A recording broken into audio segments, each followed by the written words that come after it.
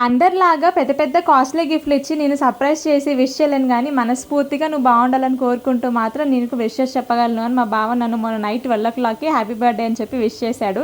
నిజంగా ఆ క్షణం నాకు 2 కళ్ళలోంచి నీళ్ళు తిరిగాయనుకోండి. అంత ఎమోషనల్ అయిపోయాను తనన్న మాటకి. చాలామంది అనుకుంటారు ఆడవాళ్ళకి చీరలు, నగలు, డబ్బు, కాస్ట్‌లీ గిఫ్ట్‌లు ఇవన్నీ కావాలని. కానీ వీటన్నిటికి మించింది మరొకటుంది. అదేంటి అంటే మీరు మాపై చూపించే లవ్, కేర్ అండ్ ఎఫెక్షన్. రోజంతా ఇల్లు, పని, పిల్లలు అని ఎంతో టెన్షన్ పడుతూ ఉంటాము.